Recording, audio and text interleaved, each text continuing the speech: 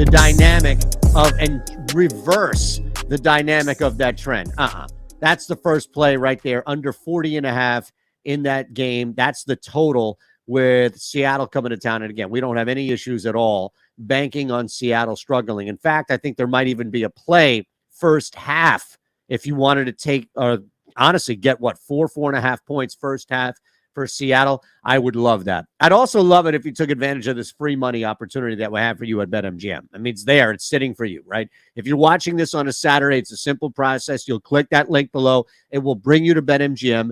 Deposit at least $10, and then you can turn that 10 into 200 free just by betting any money line college football game. So you can take a long shot with that $10 and play one of my long shot victors here. Maybe it's Bowling Green, maybe it's UTSA as a $10 money line play, or you can trail the simple plays here with Gajeski and Raza. And I mean simple, like just cash tickets over and over and over, of course, and also win a ticket and also get that $200 free. Doesn't matter. Win or lose, that $200 coming right back into your account, right back, the operative phrase. You're not sitting there waiting for a week, hitting up customer service like, yo, man, when is this going to come? We've been waiting here. Promise this $200 from this idiot here on the site. You're not going to say that. You're not going to have to go through that. It's going to come right back into your account. All right. So just take advantage of it. We have that link below for you. My goodness, it's there for you. Next game, Cleveland, New York. Teams that run the football and are running it successfully cover the spread a ton.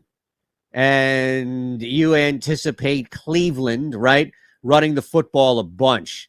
But I think that there is a number here we can take advantage of that's low, and that's Kareem Hunt's receptions number. All right, it's over 2.5, and we're going to add this to the ticket because Hunt will be targeted definitely more than Nick Chubb and probably more than even David Njoku.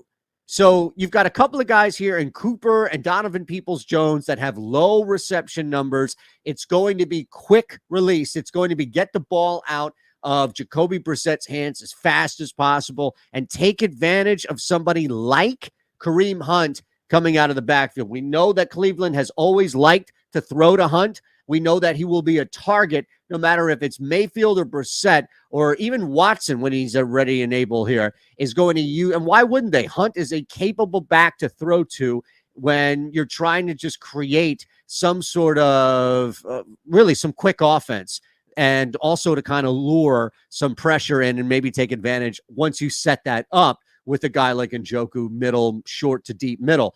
That's the issue, though. You have to get there first, and that's why I really like Kareem Hunt going over this number. Should probably be closer to a 3.5 like with Cooper. The hold is a little different, but at least from a reception standpoint, looking at this game, knowing that the Jets don't stand a chance because they are going to ask their quarterback to throw again 45-plus times. Would it shock you if he threw 50-plus times? It shouldn't. And on the other side, I don't know if you're going to get 30-plus times from Jacoby Brissett. I mean, this could be a 25-attempt game where A, he doesn't have to against the Jets, and B, a lot of those passes are just coming quicker, much quicker, and not asking him to go deep downfield. Doesn't mean that they won't take any shots by any means, but at least here, it makes way more sense for us to target a guy like Kareem Hunt than anything else in this game. And that's just where we have to keep this, I think, more so than anything else, right? So we go there. That's our second play. Now, the last play in this, and we'll show you what this adds up to, is just the Commanders winning a football game. I mean, that's really what this is. The Washington Commanders on the road against the Detroit Lions, who are the favorite, in the first time in 20-plus games. 6-19 Detroit is against the spread as a favorite off a home game. So they come off a home game. Doesn't matter what that home game is. They've come off a home game. And this is what I want you to understand, why sometimes trends make sense. Sometimes trends, when you add in real life scenarios, trends make sense. Sports talk, radio, the television, print, digital, anybody doing a blog to a YouTube show to a television show in between is talking about this could be something. Detroit could be 1-1. They're favored. Look at the line. Vegas loves them. You got people who have no idea what's going on and how these lines are created saying, wow, look at this. Vegas loves them. And the lines are listening. The lines are reading. Players, coaches, front office. They're lying to you if they tell you, if you ever hear that, oh, I don't listen to the radio, any of that shit. They're lying to you. They absolutely, they soak it up when anybody's giving them praise because they're human beings. All right. Just like you and I are human beings, and they're capable of feeling that way, just like you and I are. They've been buying into this crap all week, much like we've seen in the past. Wow, this is a good team, good Detroit team.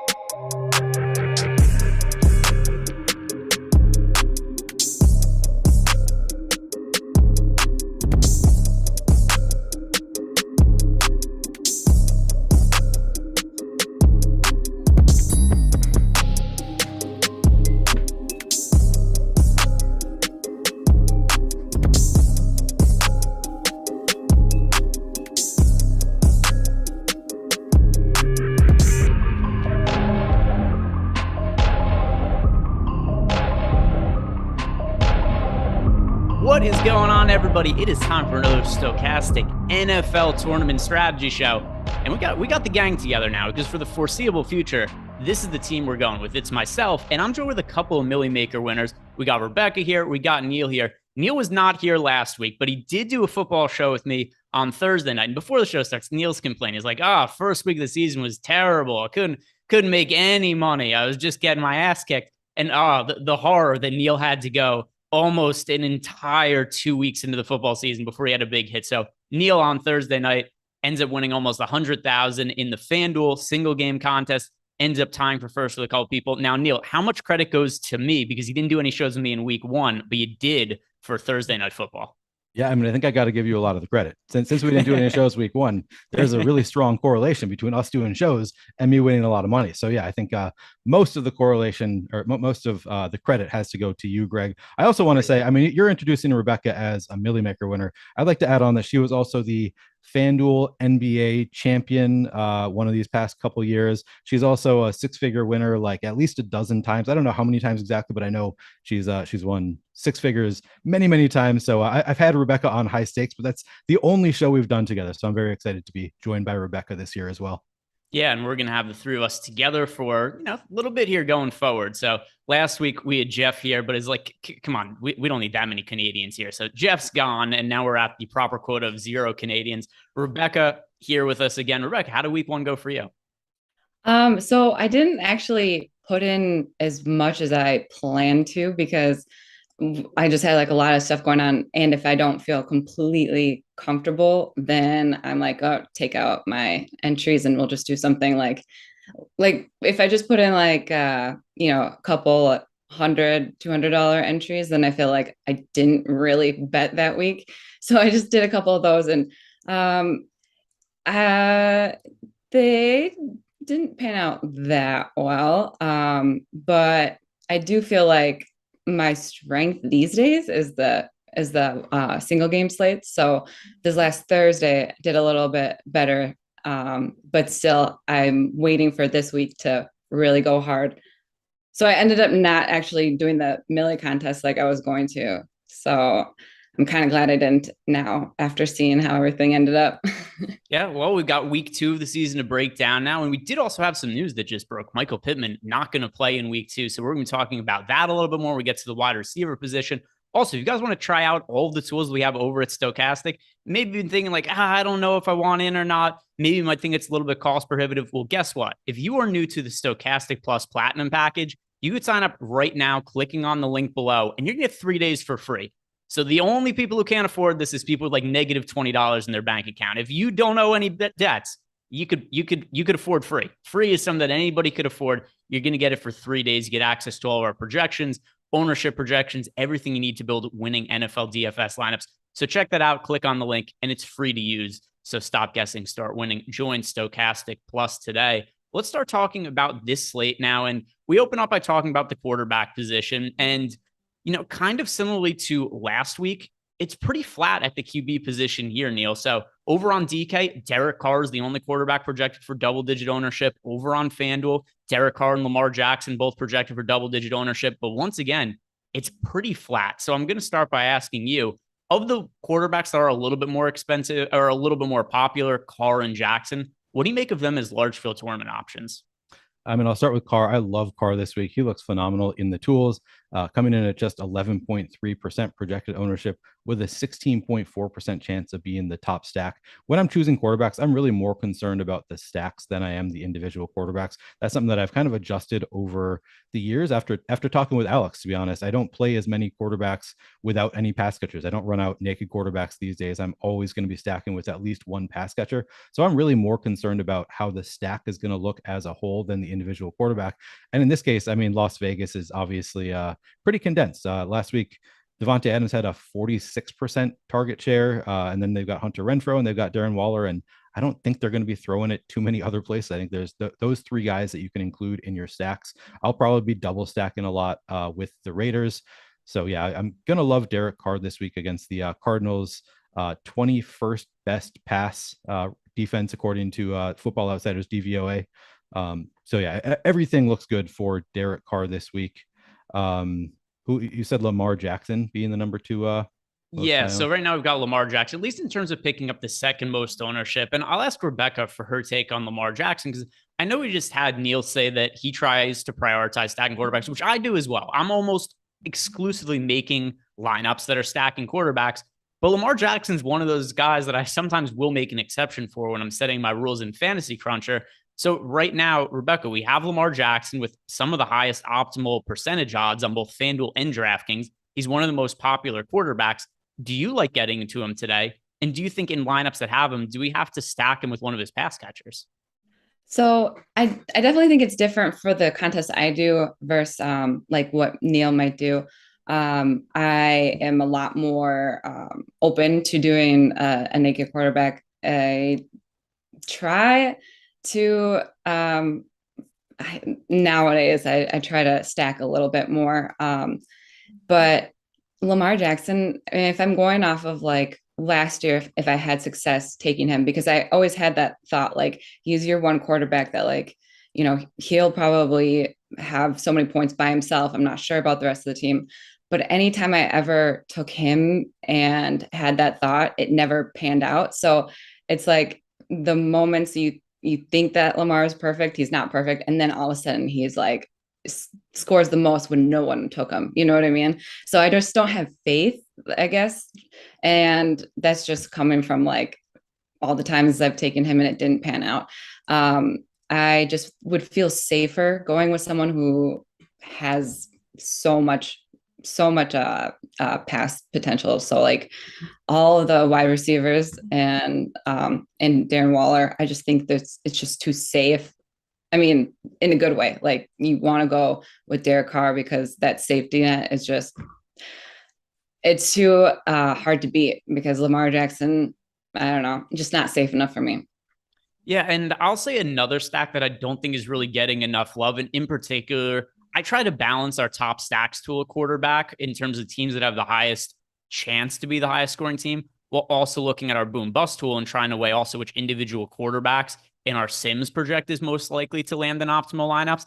And this is one reason that I really start to look at the Los Angeles Rams, Matthew Stafford, and some of his pass catchers, because I think Stafford, who we have projected for, a decent amount of ownership right now, I wouldn't be surprised if he ends up coming in lower by the time we get to lock. Currently projected for 8% ownership over on FanDuel. On DK, I think it was 9%. I'll just refresh to see if that's still the mark. Yeah, 9%, 9% for Stafford. Just because of recency bias, I wouldn't be surprised if the number comes in lower. And in our top stacks tool right now, we have the Rams with a 17.6% chance to be the highest scoring team on the slate. And when it comes to Stafford, we know he's going to be throwing the ball, and we know that he's probably going to be doing it in volume. And I think that Allen Robinson, a pass catcher, could also go a little bit overlooked by the field because of how poor his results were in week one. But this is a really good matchup for the Rams against the Atlanta Falcons. And if we saw just an average performance out of the Rams offense in week one relative to last season, I think they'd be really popular in this spot against the Falcons. But that's not as much the case for the players outside of Cooper Kupp. And I think a lot of that is just recency bias. So, Neil, do you see reason to look at the Rams for upside as maybe a buy low after what happened in week one against the Bills? Yeah, absolutely. I love the Rams this week. Actually, I want to start by making just two more general points. The first being part of the reason that I love having Rebecca on this show this week. We didn't really set this up. So I play mostly just the largest field GPPs, lower dollar buy-in, large field GPPs. And Rebecca plays a lot more high stakes. So she's playing smaller field tournaments. So, I'm kind of giving the opinion from somebody who is playing these huge large field GPPs where, the correlations are more important, whereas Rebecca's playing smaller field stuff. So it makes more sense to go to, like she said, sometimes naked quarterbacks can make more sense in those smaller field things. So I think I'm excited about the dynamic of this show. It's all about GPPs, but different types of GPPs as well. And then the second point that I was going to make is, man, I forget what the second point was. I'll just go. I'll answer your question. Yes, that works. Yeah, I love the Rams. The only issue with the Rams is you have no idea who they're going to throw to, right? They just don't have any good pass catchers. No, I'm joking, obviously. Yeah, we know exactly who the Rams are going to go to. Oh, yeah, that's the second point I was going to make is I love week two because in week two, people just way overreact to week one. We saw it with Mike Williams. We did this Thursday show together. Yeah. People in chat were saying, you can't play Mike Williams. He sucked last week. Why would you play Mike Williams? And it was like, because he's been a stud his entire career. Like, we know who Mike Williams is. Now, Allen Robinson, I don't think he looked good last week. I watched the game. I did not think that he didn't look like he was getting open. He didn't look great. That's a 1 week sample size. I guess the sample size is a little bit larger in that he was not great last year for the most part either. But I still think that Allen Robinson might have that talent, and I'm counting on the field overreacting a bit. So yeah, I love playing Matthew Stafford this week. I'll probably be doing, I don't know if I'll do some single stacks just because Cooper Kupp can just get so much of that volume, but I'll definitely be doing plenty of double stacks as well with Cooper Kupp, Allen Robinson, both look great. And then Alex pointed out yesterday, actually, I host On the Contrary now, and Alex pointed out that he likes Ben Skowronek this week, assuming, I'm not sure if we have the news yet that Van Jefferson is definitively out, but if he is, then I think Ben Skowronek at 3,300, he just had a lot of opportunity last week. So at 3,300 in this pass heavy offense in a game where they're expected to put up, they have an implied team total over 28. I love all three of those pass catchers, and you can kind of mix and match who you are pairing Matthew Stafford with. Yeah, and I'm pretty sure, I think, if I'm not mistaken, Van Jefferson is officially listed as questionable, but Sean McVay said he's not going to play. So okay. Van Jefferson, in all likelihood, isn't going to be out there. And that's also somebody like Allen Robinson. It's, to me, sometimes less about, because it's hard for us to know how good or bad individual players are coming off one game in football when it's first game of the season and a new team. But when I look at somebody like Allen Robinson, he was on the field for almost every single passing play. He ran 45 passing routes. So he was getting the opportunities in terms of being on the field and running the routes. The ball just didn't go his way. So I do think that's something that's going to improve going forward. So I like the buy low on him as well. We'll talk more about that when we get to wide receiver, but just in the purpose of talking about Matt Stafford and stacks to make, I think that he's worth talking about there. So we've talked about some of the higher probability stacks, Rebecca. Are there any lower owned quarterbacks or any value quarterbacks that are really catching your eye for week two? Well, I was thinking Carson Wentz, and I thought the ownership would be higher. Every time I think that someone's going to be a high ownership, I go and look and I'm always shocked. Just because he has so many targets now, and he has targets that we didn't really know he had because we weren't really paying attention to them. And then look what happened. I mean, how many targets did each receiver on Washington get? So I think like a value stack, and I mean, you could stack it anyway. You could go Carson Wentz and Logan Thomas. You could go Carson Wentz, Dotson.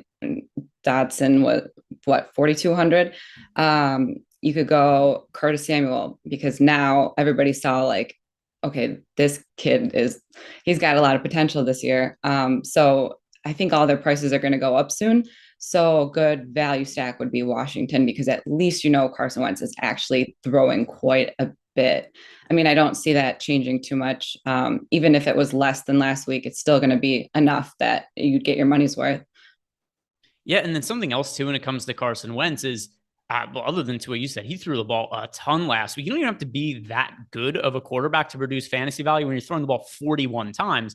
So it was 41 pass attempts, over 300 yards, 4 touchdowns, 2 interceptions. So we still got the Carson Wentz turnovers in there. But who cares when he's throwing the ball 41 times and he's still reasonably priced on FanDuel and DraftKings? And then also, his 2 running backs are right now viable pass catchers, J.D. McKissick and Antonio Gibson. And Gibson played a big role in the passing game last week. So I think that also makes sense as a team to target. Neil, same question for you. Low dollar quarterbacks, which are the value ones that are standing out to you going into this week? Yeah, so I got to say, I've been going back and forth on Carson Wentz. I'm not a believer in him as a quarterback, but if the volume is there and they're going against Detroit, I think Rebecca makes a good point that he is going to make a good play this week. Alex talked a little bit about Tua yesterday, and I agree with him. Tua looks interesting against the Ravens. Just not getting a ton of ownership. We're projecting for 4.1% ownership. Miami has a 6% chance of being the top stack on the board. Also a pretty condensed offense there if you want to pair him with Tyreek Hill and Jalen Waddle. I think Tua makes a lot of sense against Baltimore. As far as low dollar guys, I also have some interest in Baker Mayfield. He's just 5,300. The Giants have the 31st best defense according to Football Outsiders pass DVOA. So some interest in Baker Mayfield. With, you compare him with CMC, you compare him with Robbie Anderson, you compare him obviously with DJ Moore. So I do have some interest in Baker Mayfield as a more value option. And then I'd also throw out Marcus Mariota out there, because everybody's gonna be playing the Rams against the Falcons. But the Falcons, with the Rams being favored by 10, the Falcons should be in a pass script game. They should be in a game that works out well for them. And the Rams didn't look great last week. They're 28th in pass DVOA currently. So I think Marcus Mariota at 5,600, and you can play some of those fun passing options, Kyle Pitts, Drake London. I do have some interest in the Falcons as well. So I'm going to throw out one more and then we'll move on to the running back position. And this is going to kind of go in terms of what you were saying at the top, Neil, in terms of people overreacting to what happened in week 1. And I don't know there's been any player there's been more overreactions about in the last month than Trey Lance. Like, he went from, crazy hyped from year-long in best ball purposes to everybody hating him in preseason. Then he has this game in week 1 against the Bears. I don't know what we're supposed to take away from that game. That was one of the dumbest games I've ever seen to open up a season. It's terrible weather conditions. It's pouring rain. The field was unplayable. I don't know how that happens on a professional playing field when the league makes billions of dollars. But I'm kind of throwing out anything that happened in offense in that game. But Trey Lance at least did run the ball a lot, which is what we've seen from him in the past whenever he plays at quarterback. So I don't know if he's going to be good or not in the NFL. He's probably going to be bad, but from a fantasy perspective, he's a quarterback that's going to run a lot. We know that's the secret key to unlocking upside for quarterbacks.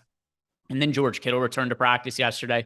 Perhaps he'll be in the mix. Deebo Samuel is always a viable stacking target. So we're going to need a little more information on Kittle. But still, I think Trey Lance is somebody who could be slept on, because any reason that people liked him a month ago, there's still reasons to like him for those purposes. And it's just somebody that I think the field is kind of turned on. So I'll just ask you really quick, Neil, before we move on to running backs. Is that one of those guys that would kind of fit into that same kind of mold for you in terms of week 1 overreactions that people might not be high enough on? Yeah, so I would say I'm guilty that I did not put Trey Lance on my run sheet, but I really like that call. Seattle 27th in pass DVOA. And I think the reason I didn't put them on my sheet is that so Trey Lance projected for 5.7% ownership. San Francisco is 3.3% chance to be in the top stack on the board. And as I said, I'm more interested in stacking now than I am in individual quarterbacks. I'm probably not running them out there naked, but I still think that you're right, that the field is overreacting. I mean, prior to that game, Trey Lance, maybe not just prior to that game, but Trey Lance at one point had a lot of hype on him. He can do a lot with his legs, and he does have very good passing options with, George Kittle, Deebo Samuel, Brandon Ayuk looking good now. I think that he's an option that I would probably run out there with just one of those three in the stack. I probably wouldn't double stack Trey Lance as much, but yeah, I do like that call. I think that I will go with some Trey Lance in this game. All right, let's move on over to the running backs. And if you guys haven't done it yet, do us a favor, like the video, subscribe to the YouTube channel. It's just a couple clicks of the button, and it helps us out in the YouTube algorithm a whole bunch. So please do that because it does help, and it's free for you guys to do. Easy way to support us. Now, Rebecca, I want to ask you about the running back position. And right now, we have the chalk mostly being on Saquon Barkley, where once again, the running back position is kind of spread out. We saw that in week 1 as well. It's not like we're getting any of these crazy value running backs that are projected for, 30 to 40% ownership or anything. But Barkley in the low 20% range of both FanDuel and DK, overall the most popular running back on the slate. Are you looking to go back to Barkley this week after he looked the best he's looked since his rookie year in the first week of the season? Yeah, definitely. With the price that he's at. So he's at 73 on DK, and then a little more price, 88 on FanDuel. Yeah, 73. So even if it's chalk, I mean, at that price, I'm going to go back until he gets to the price that finally makes it kind of a tough decision. It's just an easy way to fill your lineup with some you would assume some solid points. And even if he didn't have like a boom game, you're still okay because he was in the 7s. So I would say, yeah, until he reaches like high 8s, I'm going to go to Saquon Barkley. I don't really care that he'll be super owned, but then you can combine it with somebody who might be a little less owned. Another person I think is pretty safe is Javonte Williams. I was kind of scared to take him for a single slate because he was kind of expensive. But then I was like, I just got to do it because judging by how the team has been surrounding him being, the number one guy, it's like Melvin Gordon kind of said it during the interview. I'm like, if he's saying that, then I guess I just got to do it. You just got to go with it, even though he was like in the 10s. But now in the main slate, he'll be a lot cheaper. So I think it's worth it to go that route too. The thing that stood out the most to me about Javonte Williams, and this really came as a surprise to me, because I did think by the time we got to week 1, and like you said, the quote we had from Melvin Gordon, even when he re-signed, first thing he said is, I understand. Javonte Williams is the guy. He is going to be the number one. I'm here to support him. I'm paraphrasing something along those lines, though. But it wasn't necessarily the rushing attempts. The passing game work, which we care more about for fantasy purposes anyway in DFS, if we could get 10 rushes or 10 receptions, we want the receptions. Javonte Williams had 11 catches for 65 yards, targeted 12 times in the passing game. I don't know how replicable that is, but just the fact that they were willing to throw the ball to Javonte Williams that much, that's a ton of upside on both FanDuel and DraftKings, especially on DK with the PPR bonus. And he just isn't really priced appropriately for this role, to the point you made. He's $7,300 over on FanDuel. On DK, $6,500. I do think we're looking at these mid-range guys, Javonte Williams, Saquon Barkley, and just with some of their pass catching upside. To me, I think they look like the better points per dollar options as compared to some of the more expensive running backs on the slate. So, Neil, what are you doing with some of these really expensive pay-up options where we've got Christian McCaffrey and Jonathan Taylor as being really expensive, but there are cheaper running backs that kind of project comparably? Yeah, so at the very high end, Jonathan Taylor, we only ever project for 8.5% ownership this week. So I do have a little bit of interest there. I think I'm more likely to go down a little bit to the less expensive guys. So I'll sprinkle in some Jonathan Taylor just because he's getting so little ownership for a player of his caliber. But yeah, I do agree that I think I'm more likely to get to more of Christian McCaffrey for one, but then especially, Saquon just looks phenomenal this week, coming in at 23.3% ownership. We have him in the optimal 32.9% of the time. That's pretty nuts. Like that's a huge number for a full NFL slate to be optimal 32.9% of the time. Just goes to show how inefficient his salary is at 7,300. He really should be, closer to 9,000, I would say, especially in this matchup against the 30th ranked rush defense in the Giants, according to past DVOA. So a lot of interest in Saquon Barkley. I will play some Jonathan Taylor. I don't know that I'll go well over the field. I'll probably be close to the field at 8.5% Jonathan Taylor. Because he, the upside is always there, and he's in a matchup with the Jaguars. They have the 12th best rush defense according to Rush DVOA this year. So not a real defense you can take advantage of like you may have been able to in years past, but he's Jonathan Taylor. You can still rush all over them. So I do have some interest in Jonathan Taylor, probably a little bit more in Christian McCaffrey, and then Saquon Barkley, Javonte Williams both look phenomenal. Those are probably going to be the guys that are in the majority of, not a majority of my lineups, but majority relative to these other guys. They're going to be in a lot of my lineups. And then just while you're talking about Jonathan Taylor, I want to ask you between Jonathan Taylor and Nyheim Hines, because it does look like Jonathan Taylor only project for 8% ownership. I think you can make a case whenever Jonathan Taylor is going to be that low owned, there's reason to differentiate some maybe other chalkier lineups by playing him in large field tournaments.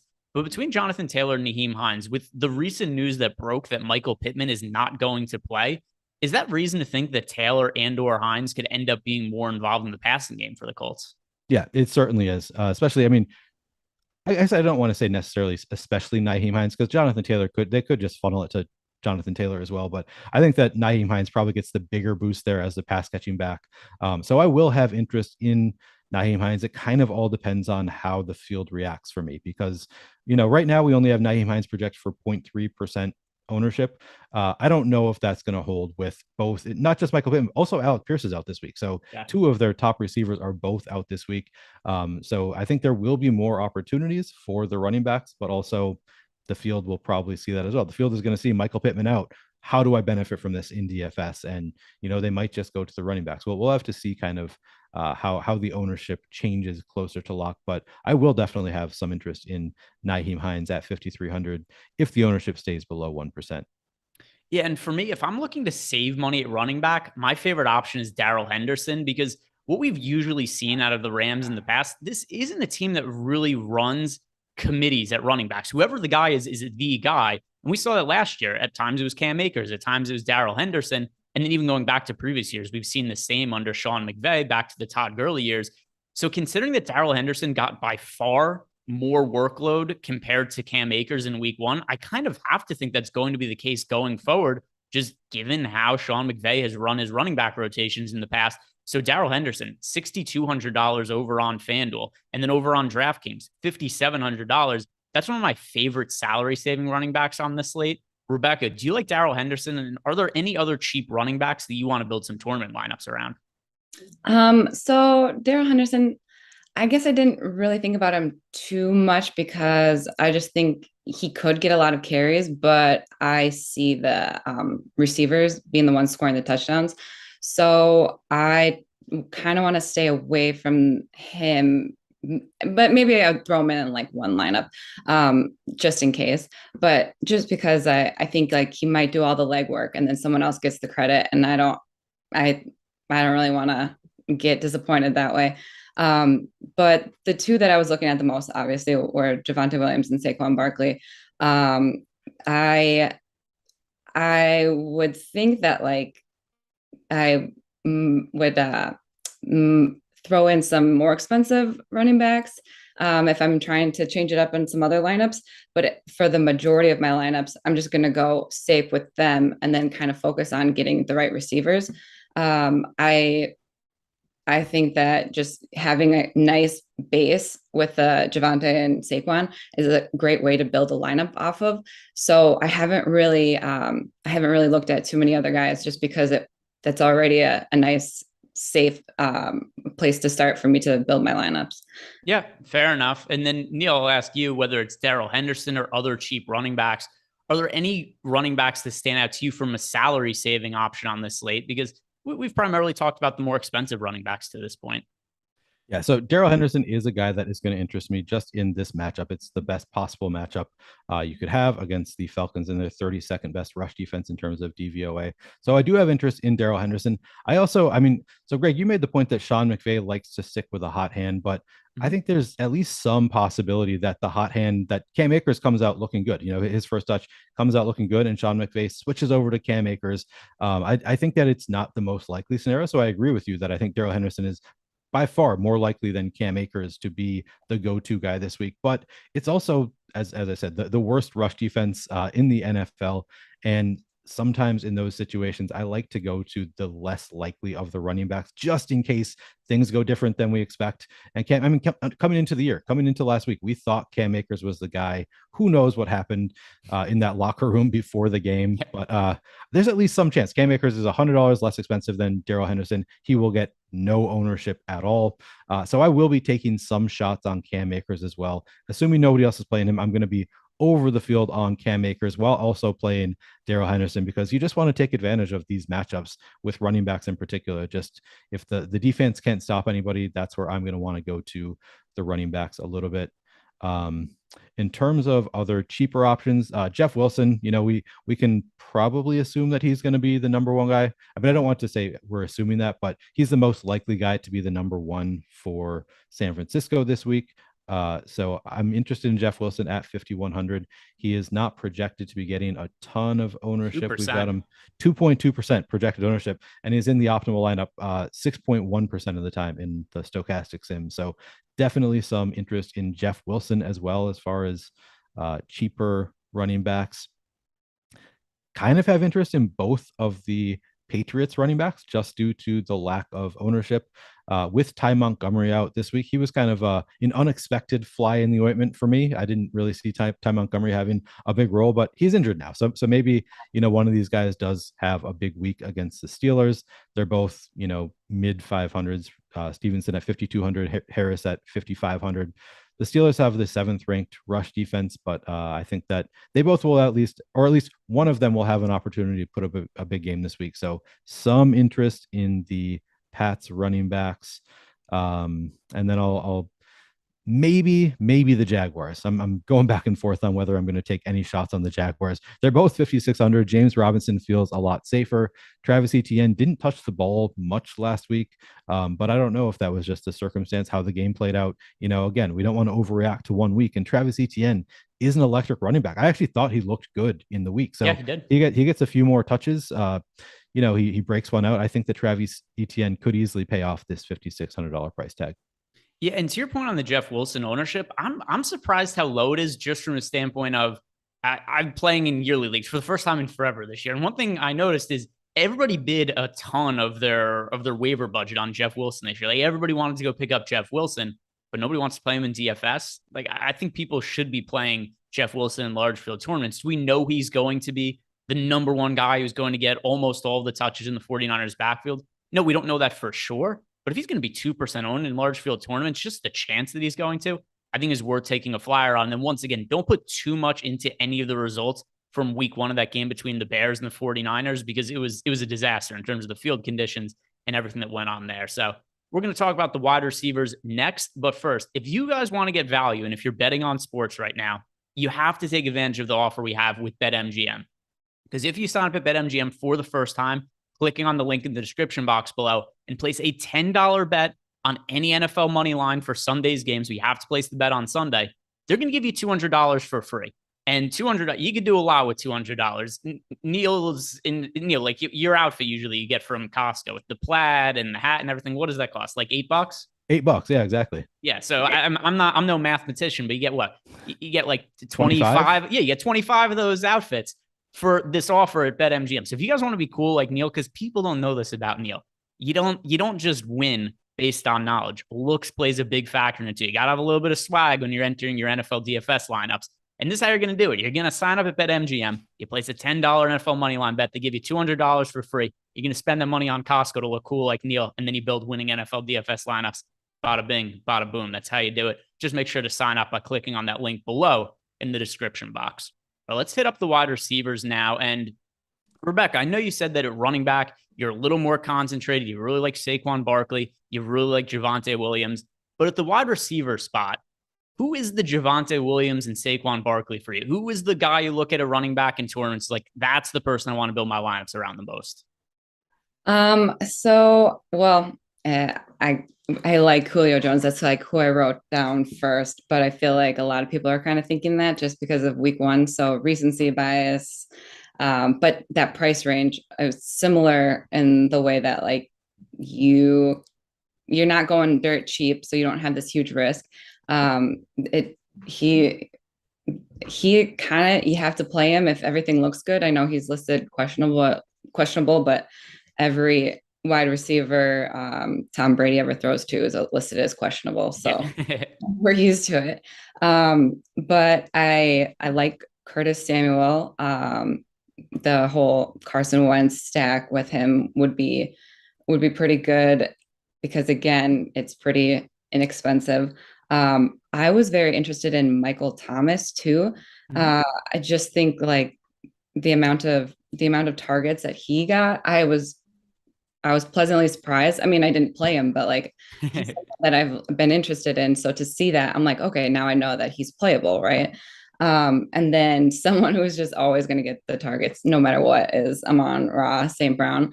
So I think 12 targets, even if he gets like 4 less this week, it's still pretty good for his price range too. So I've been interested in a lot of guys around the 4-5 range this week. So kind of a change up from last week where I wanted to go expensive running backs and then try to find some cheap wide receivers. This week, I just think that you could find like a decent person at a decent price for each spot. So you don't have to do the really expensive here and then some, dirt cheap value plays here. I think you could just find some average prices, but then get like the most optimal play out of each one. So every guy that you play might be worth like in the 9s. So I think this is a good week for that. Yeah, and I'm going to echo some of your thoughts on Michael Thomas, who I'm surprised he's still not really picking up ownership. And I'm surprised his price didn't come up more on DraftKings and FanDuel, because this is a guy who the last time we really saw him healthy, which I understand it was a while ago, it was 2019, the last time Michael Thomas had 2 healthy ankles. He was pretty regularly the number one go-to guy for NFL DFS. He was regularly the most expensive wide receiver, and he just had a crazy high floor because of the target volume, and he was so productive. He had 8 targets in week 1. He caught a couple of touchdowns. He looked really good. And it just seems like everybody's kind of forgetting about it again because he's still cheap. He's still low owned. So I do agree that I think he makes a whole bunch of sense in large field tournaments as a salary saving option. So Neil, going back to you, Rebecca talked primarily about some cheaper wide receivers. Are there any expensive wideouts that stand out to you? Devontae Adams is picking up a bunch of ownership, but who is the number one pay up option for you in large field tournaments at the wideout position? Yeah, I think it's Davante Adams for me. I mean, I told you, I said how much I like that stack with Derek Carr. Davante Adams at 8,600. He's still in the optimal lineup 22.7% of the time in our sims, despite being 8,600. That's a very high number for a player that is as expensive as he is. But they're just expected to put up so many points in this matchup with the Cardinals. Expected to put up 28.5 points. The Cardinals have the 21st best pass defense, as I mentioned previously. So I think Davante Adams is probably my number one pay up. If you count Tyreek Hill as a pay up, he might be my number 2. The Ravens have a little bit better defense, 10th in pass DVOA, but I think that Tyreek Hill is just a talented enough player that I'm still willing to go there when he is at 7,100, a pretty big discount on the real high end wide receivers. And I think the upside is always there with Tyreek Hill, even without Patrick Mahomes. I think even with Tua, I think the upside is there for Tyreek Hill when he's going to be 7,100. So I would say Tyreek Hill, probably my number 2. And obviously I talked about how much I like, we talked about how we both like the Ram stack. So yeah. Cooper Kupp is going to be a guy that is going to be in a lot of my lineups this week, despite being 9,900. They're expected to put up over 28 points. And Cooper Kupp he gets the volume every week. Every week it's like, no, one of these weeks Cooper Kupp has to fail, right? He had like one game all of last year where he didn't put up a ton of fantasy points. So I'll have interest in Cooper Kupp on the high end as well. Yeah, $9,700 on FanDuel, $9,900 over on DK. If you have the salary space to spend up for him, though, who's safer than Cooper Kupp? To Neil's point before, I don't have the exact box scores in front of me, but I want to say he'd like 2 games all of last season with less than 20 DK points. And then same, it was like 2 games less than 15 or 16 FanDuel points because there was so much volume that went his way. And Matthew Stafford is so locked onto him. He's just like, hey, I'm in trouble. I'm just going to throw the ball somewhere near Cooper Kupp. He's probably going to make a play on it. So there's a lot of trust that goes in there. And certainly if you have the ability to spend up a wide receiver, Cooper Kupp at the high end, you'd want to be getting to him. Rebecca, I want to ask you, I know you said you're primarily focusing on some cheaper wide receivers, but are there any expensive wide receivers that do stand out to you maybe want to be overweight to the field to? And if the answer is no, that's also okay. Cooper Kupp has always been the guy I pay up for. He just doesn't fail. Like you said, because it's fourth quarter situation and I'm like sitting there thinking, oh crap, I paid up and he's got like 10 points, 12 points. Fourth quarter, he gets every single pass in the last couple of drives because that is like the fail safe. And then he gets so many yards after the catch. And then he'll get another touchdown. He might get 2 touchdowns. Like he's just like a second half machine. So he's so safe that like this week when I was looking, I definitely thought because of all the value plays, Cooper Kupp could be in my lineup easily. I don't really want to go Devontae just because last year it seemed like he would have his 30-point game. And then it always was followed by, not a horrible game, but just not worth his price. So maybe like a 15-point game. And then he had a 30-point game and then another 15-point game, something like that. Like it just was every other where he was in the 30s. So if I'm going to pay really high, I want them to at least score 30 points. So Cooper Kupp will get you that. So I definitely would go Kupp. And last week I was saying about Chase, he was such a good price and that it was definitely going to go up. Well, it went up to 8,000 now. So pretty good jump for 1 week, but it's still a decent price. I mean, I would put him in a couple of lineups possibly just because it's still not that expensive, compared to Cooper Kupp, but Kupp's he's always the guy I pay up for. Yeah, I mean, if you have the space, that's really the only thing that's prohibitive, which one thing, if we remember at the start of last year, that was really nice is that it took a really long time for DraftKings and FanDuel to figure out that Cooper Kupp is really good. I can't remember. Do you guys remember the price tags? Like Cooper Kupp was like 5,800, 6,500. Like you had to play him every week. It was amazing. I loved it. I couldn't believe it either. So I was like, are people really not taking him? Well, people played him and he scored a bunch of fantasy points, but he wasn't like universally owned or anything. Yeah. But let's talk about some value wide receivers. I see Benny Levine in chat is talking about anybody we like in the 3K range. So let's wrap up wide receivers from this standpoint. Neil, if you're punting at the position, just going really cheap, who are just the bottom of the barrel plays you think do have upside or make sense in large field tournaments?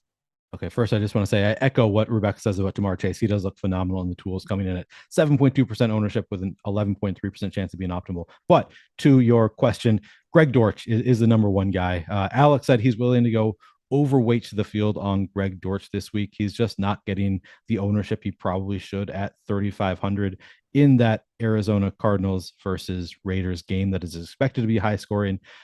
He's coming in at currently 11.6% projected ownership, 18.7% optimal. Without Rondale Moore in the game, he should have plenty of opportunities. So in that game environment, Greg Dortch at 3,500 is just going to look phenomenal. I brought up Ben Skowronek earlier already for the Rams. Again, they're expected to put up a lot of points. Van Jefferson not playing. Skowronek is 3,300, should have plenty of opportunities, yet he's only 4.3% projected ownership. So I think those are my top two really low dollar guys. Let me see if there's anybody else that I want to mention real quick. I mean, George Pickens at 3,600 is only getting 1.9% ownership. I take some flyers on George Pickens potentially. And then Ashton Dulin, I think the ownership will probably come up, as will the optimal rate with Pittman out, but he's 3,200. He's currently getting 0.8% projected ownership, optimal 2.9% of the time.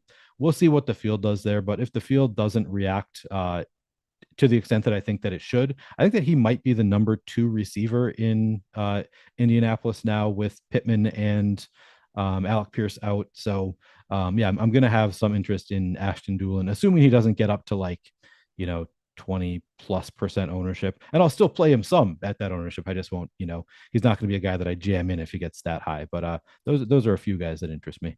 Yeah, that's something that we're going to need a projection update on, and then also ownership update. We just don't really know where those players are going to stand, because the Michael Pittman, just for people who are watching this after the fact, Michael Pittman got ruled out like minutes before we started the show. So still waiting for an update there. But guys like Paris Campbell, Duel, and they do stand to be guys that are going to be really good value plays. In terms of where the ownership comes, that's probably going to dictate what I'm going to end up doing in tournaments tomorrow. So just waiting on an update for that. But there's clearly going to be value in this Colts passing game because there's no Michael Pittman. He's the number one guy by a mile there.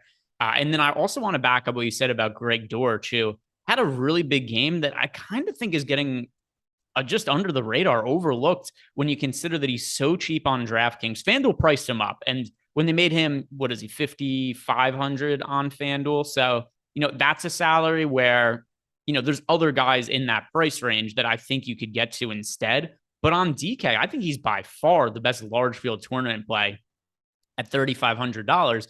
To the point you had before, we have him projected with 11% ownership, but nearly a 20% chance to be in the optimal lineup. The only two wide receivers in our projections right now from a DraftKings perspective that have better optimal lineup odds than Greg Dortch are Tyreek Hill and Devontae Adams. Quite the trio. Tyreek Hill, Devontae Adams, Greg Dortch. One of these guys, not like the other, but still it's price related. And he played a really big role in week 1, and there's no Rondale Moore now.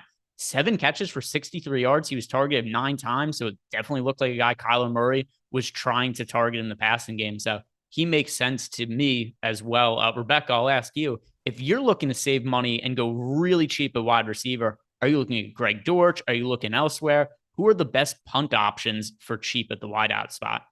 Dortch was my number one. I mean, at that price, and then 9 targets week 1, it's like, okay, at 3,500, you hope they get 1 or 2 targets, and then that they happen to be an end zone target. You're always just praying for minimal. But 9 targets last week, there's no chance he doesn't at least get 2, 3, 4. You know what I mean? Like, it's pretty safe to say, even if it's not the same as last week, it's safe to say that they have him very much incorporated in their offense. So 3,500, he's like a plug and play, set it and forget it. You got to save that money that way. And then Noah Brown at 3,800, pretty similar, because he still had 9 targets too. And what was he listed as, like wide receiver 2 behind CD?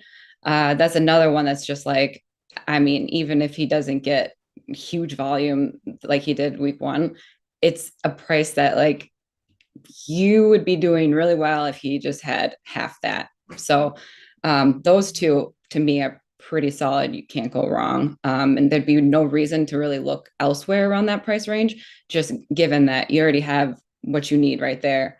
Now, just like make the rest of your lineup unique, because if the ownership's going to be high on Dortch, then make the rest of your lineup unique. But you just gotta get that saving, that money saving right there. Yeah, I think that also makes sense in terms of Noah Brown. If you're looking to pivot, obviously people are just going to be scared away because Cooper Rush is the quarterback, not Dak Prescott anymore. But at the same time, too, Noah Brown is locked into a big role for this team until Michael Gallup comes back. He's extremely cheap. And you know what stands to reason with Cooper Rush being the quarterback for the Cowboys? Probably going to lose a bunch of games. And what does that mean? Garbage time, passes in the fourth quarter. And that is where I think that we could see some stats come from Cooper Rush and guys like Noah Brown. So for large field tournaments, I think that does make sense. We're about to talk about the tight ends, but first, shout out to Prize Picks, the sponsor of today's show. If you guys have not signed up at Prize Picks yet, you can do that clicking on the link below in the description box. And when you sign up for the first time using our link, you can get $100 for free. So if you haven't signed up at Prize Picks and you've been considering it, you got a couple options. Sign up and get no free money, or sign up, click on the link, get $100 for free. Pretty easy decision as far as I'm concerned. So make sure to click that link if you're signing up at Prize Picks for the first time. We have all different tools over at Stokastic to help you build winning player prop cards over at Prize Picks. So we've got our projections, but we also have Odd Shopper with the different exact odds compared to our projections of players to go over or under individual prop odds compared to also what our projections are. So check all that out when you're building some of those props over at Prize Picks. So let's talk about the tight end spot now. And it's one where we don't have Travis Kelce to go to anymore because he's not on the main slate. Played last night on third. Probably a good thing we didn't have Travis Kelce on the main slate, because I would have played a bunch of Travis Kelce and it wouldn't have gone particularly well. But for week 2, who is the number one tight end that you think is going to be in the majority of your lineups, or at least the one that you would get to the most? Maybe not majority of lineups. The tight end that I would get to the most, probably Kyle Pitts. I think I'll be doing some Falcon stacks, and Kyle Pitts stands out to me as a guy at 5,400. The price is right for him this week in a matchup where they are probably going to be playing from behind. We've got him projected for 9.9% ownership, optimal 13.7% of the time. It seems like he never really gets there. Like, he rarely gets there. But he's a guy that obviously always has that upside. He should be targeted plenty. So I'm going to go to Kyle Pitts this week. Yeah, I certainly think that makes sense as well. People do seem to be a little bit scared off, especially because the coach made comments about he needs to block more. It's like, really, that's what we're doing with Kyle Pitts. But at the same time, too, it's a tight end position that when there is no Travis Kelce, just the talent level goes down really quickly. For instance, I'm gonna read off our top optimal tight ends for this week. Mark Andrews 1. We know Mark Andrews is good. Kyle Pitts 2. Number 3 is Albert O. And that's such a big drop off of the tight end position. And then also, we don't know exactly what's going to happen with George Kittle. So Kittle hasn't been officially ruled out, right? I actually don't know. I think that he's at least doubtful. I don't remember if he's been officially ruled out, but yeah. Okay. Yeah. So let's see what happens with George Kittle also, because if he ends up coming on so the latest is he's listed as questionable and just kind of still up in the air. If he ends up playing, that would obviously add a little bit more value to the tight end position, although who knows if he would be limited either. But at least as of now, we've got 2 guys at the top end, and there's a pretty big drop off at the spot. So, Rebecca, when you're looking at the tight end position, is there anybody that you're going to be prioritizing? Because this is back to one of those classic slates where just the pickings are pretty slim at the spot. I still like Freiermuth. He's 44, and I think, is like their number one receiver at this moment. So I would definitely put him in most of my lineups.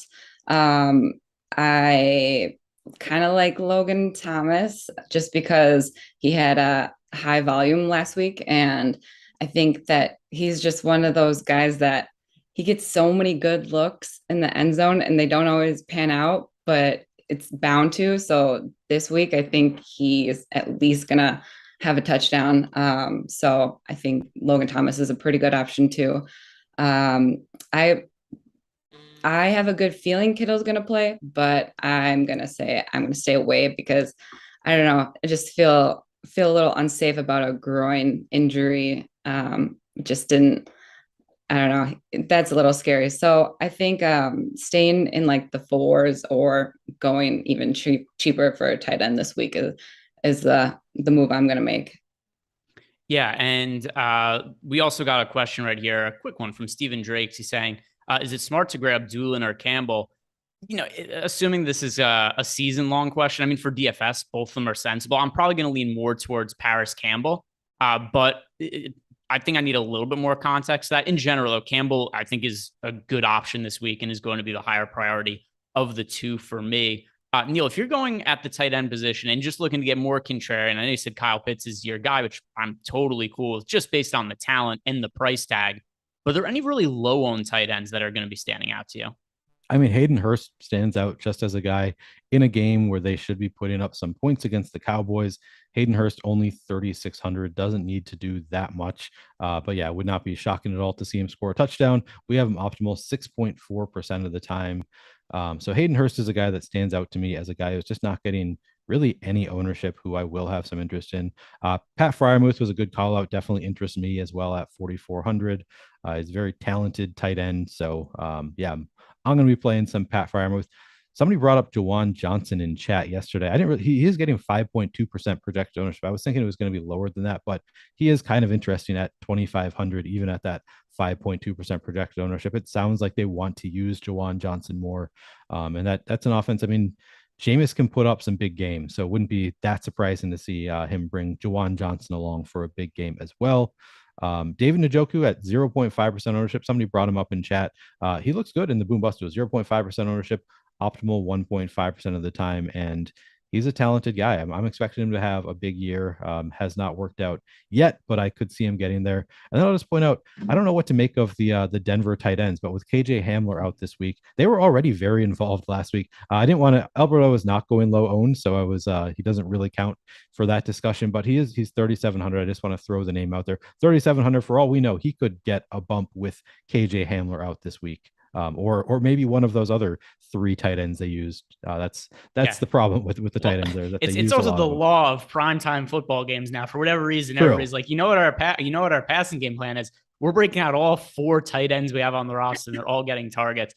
So it was a spot though where I thought that was very weird, the use that Denver had, where it was, Jerry Jeudy had a couple of big plays. It actually seemed like every time they threw the ball to Jerry Jeudy, something really good happened for the offense. But then they were still like, 64-yard field goals and 4th string tight ends is how we're going to run our offense with Russell Wilson behind the helm. Although I do think there's a pretty good shout out in here from Richie Smalls, 2320, who's saying Disley only $2,800 on DK. If I'm punting at tight end going with a totally unowned guy, Disley was pretty involved in the offense in week 1, whereas Noah Fant was more just a blocker. He wasn't really running that many routes. So we've got Disley projected for, let's see, I think 0.7% ownership. Yeah, 0.7% ownership. And then on DK, he's also projected for nearly no ownership. Yeah, less than 1%. I don't think that's a bad guy to take a flyer on just based on what we saw from him in week 1. Is that someone I'm going to play, 15% of? Probably not. But large field tournaments, I think that's a pretty good shout out there, Richie. So I could certainly back that. I'm going to ask you the same question, Rebecca. Large field tournaments, or just in general, are there any tight ends that you're looking to take a flyer on for cheap? Because it is a pretty tough position to fill this weekend. I literally was just going to bring up Disley. So it's funny that you did.